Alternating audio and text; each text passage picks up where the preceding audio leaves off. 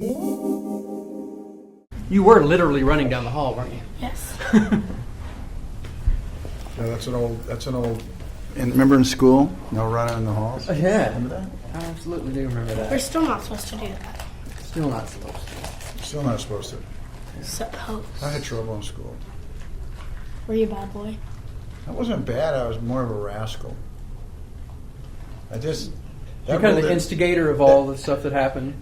I don't know that I was. I don't think I purposely did that because I was afraid of my dad. My dad always sided with the teachers. It didn't matter, no explanation. So he was strict, and my mother was the same. So I couldn't deny my nature, but I had to keep it under control. So the times that I was a rascal, it's just because I forgot myself. Right. And I wasn't afraid. And then, oh my God, I wasn't a malicious kid. It was just, how high, how fast. Yeah, and then after it's done, the reality sets in. Crap, I'm probably going to have to pay for this now. Yeah, like if you're all wet and doing something crazy, you go, well, I might as well just stay wet because I'm going to get a whooping for this. Well, I have to say, I really liked this film, and I think the camaraderie between you two, which had to be there, the chemistry had to be there, really solidified it. And I wasn't at the Q&A last night, but I hear from what you said that you handpicked this lovely young lady to be your partner. Well, it does have to boil down to a single person, and by the time we started with 1,000, worked to 100, got to 50, got down to 3, I had to step in, and it was just you don't know. We had a feeling about Jillian, and so much of our movie depends on her. And if you know how invested I am in the movie, then you understand, the fact that she. You want to keep that on or take that off? You want to take it off? It's kind of hot in here. Let's take it off. When you realize how much of the movie depended on her, so how much was really riding on her, and so for her to come through so beautifully, I'm really indebted to her, and she tried every day. She came ready to work, and she's a little girl, but she did a really big thing, and she's going to be able to look back on this movie with a lot of pride. And that's what I always hope with my movies, that I can look back at them. Because if you're just looking at that opening weekend, that's some weird god out there, opening weekend, #1 movie, #2. It's a weird god to pray to, but what you want is a movie. I mean, I just saw the 25th anniversary of Dances, the 20th of Field of Dreams. Movies can live forever, and they do when you strike a chord. And when you strike a chord, it means you're trying to get an emotion authentically, because that's what people will remember, regardless of the genre.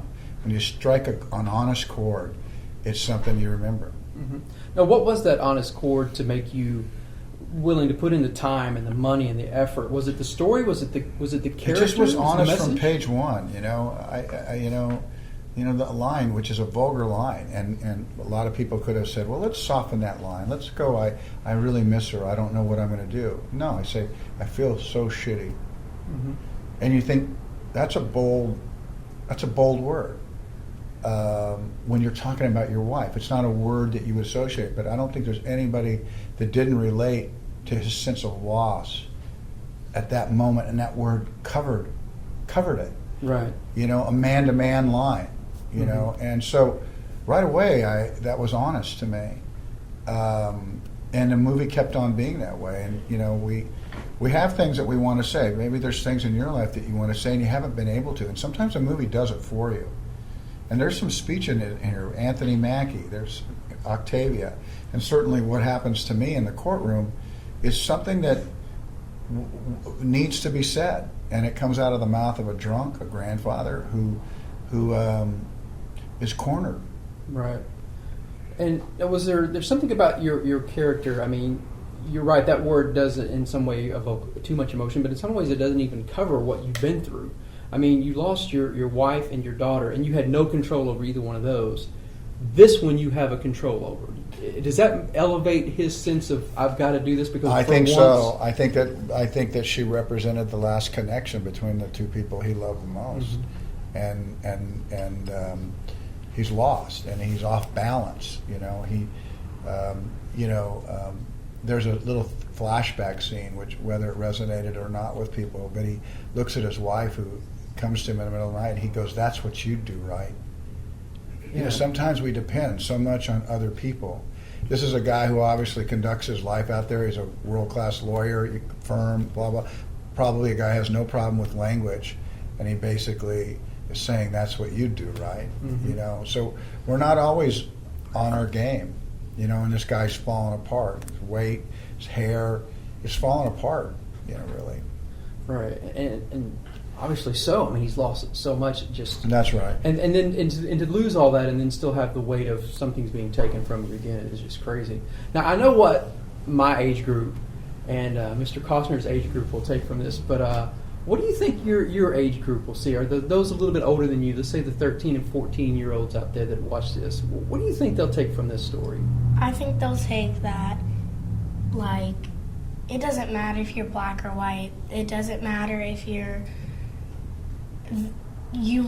I think they'll take away that you shouldn't be racist. You shouldn't be over dramatic about them dating someone that's black or dating someone that's white. Right. So color doesn't matter. And I think your generation and even the generation before you, more and more, color doesn't matter. No. You know, I've got a 14-year-old stepdaughter who doesn't see color the way that my generation does. Exactly right. Yeah. You know, and but what's wonderful about the movie is the acknowledging that you do see color, but the minute you move to your second thought, it's not a problem. Right. It's not the third thought. It's not a problem. It's the people who have a problem after that first thought that the ones who have to take a deeper, darker look at themselves. Right. And that was such a poignant line when you bring that up in the courtroom. It's like the second and the third. That's what drives you see culture. a pretty girl. You see a pretty girl. If you start stalking her, if you start harassing her, if you start whatever, then you have a problem. But if you to not acknowledge that she's either beautiful or wearing something that's evocative, you see it. Mm-hmm. But it's what you do after that which defines who you are. And I thought there's a genius, and credit should be given to Mike Binder. He wrote that. I mean, there's a lot of people that are going to use that. I use that line now, not just as a character in a movie, but when you try to have this delicate conversation that everybody's trying to have and dancing around, I found it really kind of a breath of fresh air. Right. Like, thank you. It's like, you know, you're like your parents saying at some point when you're cornered, look, you can always say this. You can always say that. Mm-hmm. And that will help you either cool the conversation down, get it started, or get it back on track. Right. Now, we talk about all the heavy themes in this, but there are some lighter moments and some funnier times in this film. Surprisingly warm. Yeah. It's a giant sense of humor in this movie. Yeah, the scenes with you and Octavia, where she always wants to hug you, was that organic or was that scripted? Or did that Well, it just was come written. naturally? It was written, but Octavia just embraced it. Mike Binder wrote that. She calls him in, hugs him, and kisses him. Mm-hmm. You know, and leaves lipstick. You know what I mean? And so she just owned the idea so that it felt organic, just like her reaching up and touching me, like, Papa, you know, are you all right? You know, and then I love you. The scene was there.